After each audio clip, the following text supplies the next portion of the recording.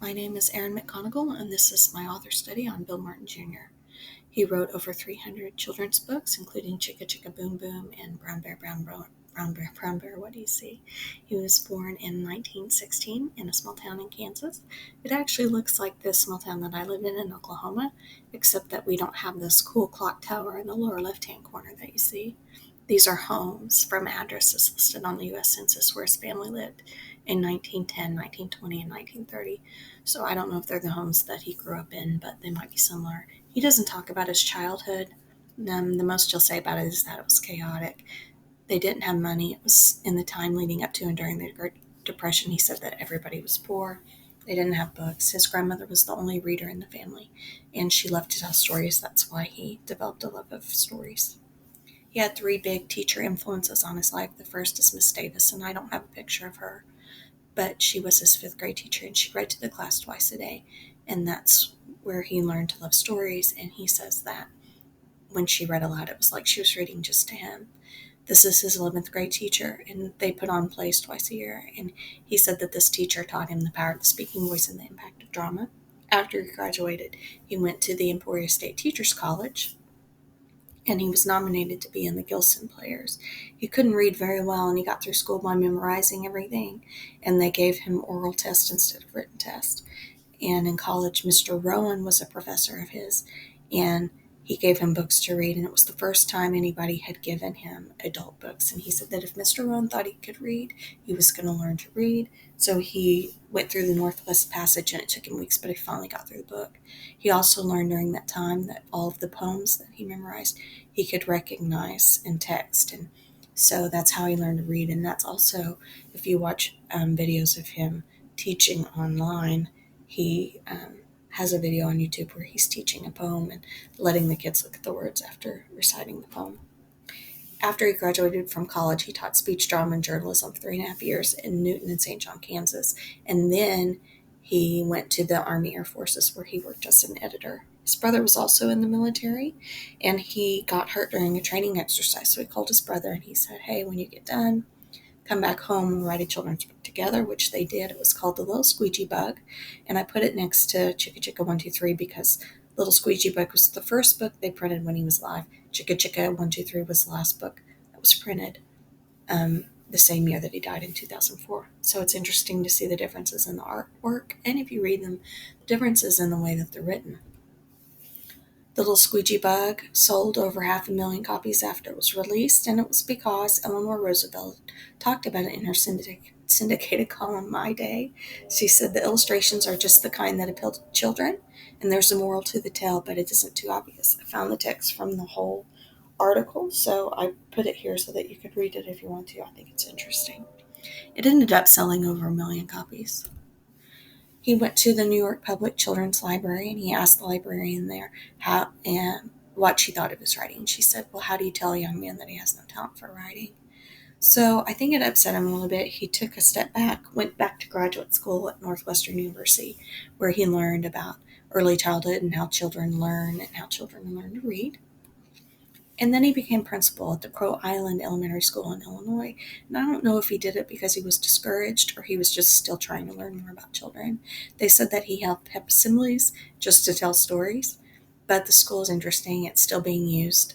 It has outdoor spaces for classrooms. You can see them doing art outside. I like this picture of the teacher using slides because we've always used technology in classrooms. The picture on the lower left is of the auditorium. It's contemporary. I think it's pretty, and it has a grand piano. And I think it's interesting that on the lower right-hand side, there's a grand piano in the classroom next to the sand table, which I think is wonderful. And music was an influence on Bill Martin. He wrote books to rhythms, and if you see a video of him reading Brown Bear, What Do You See on Reading Rockets, he sings the text.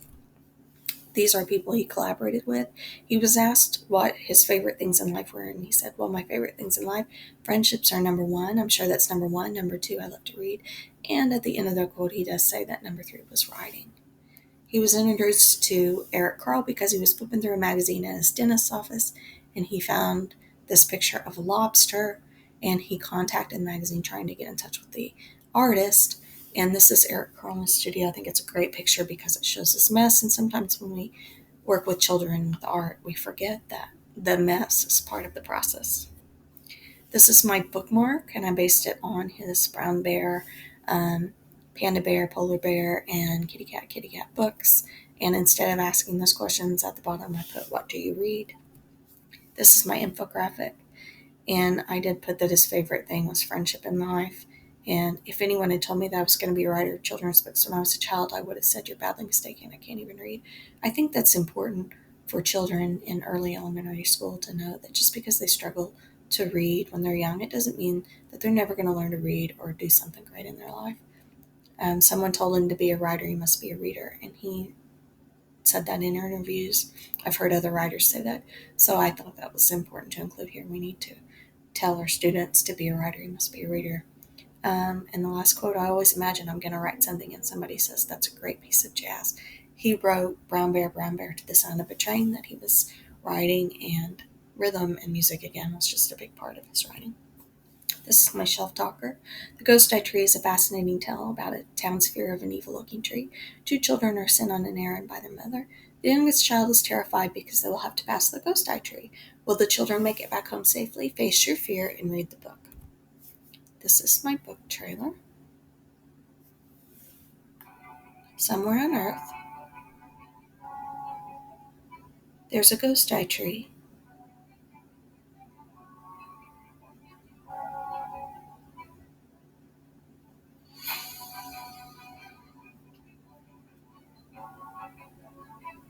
It scares people in the town.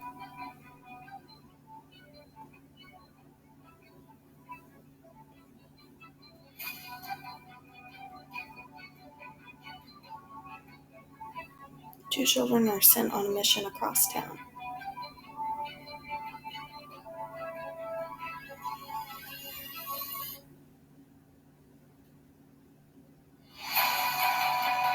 Will they conquer their fear?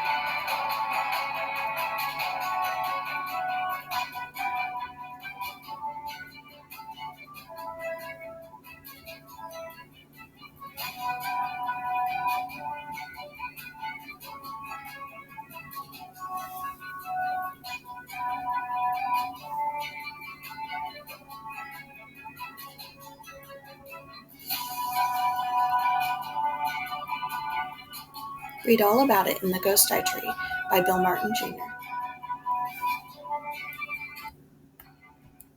Read-alikes for The Little Squeegee Bug, which is the story about the little bug going around and trying to be like the bumblebee and his friends helping him, is the very lonely firefly who is also trying to fly around and find other fireflies like him. So I think that those two books fit together nicely. The Ghost Eye Tree is the scary story about the children being afraid of the Ghost Eye Tree and being sent to get milk for their mother and facing their fear.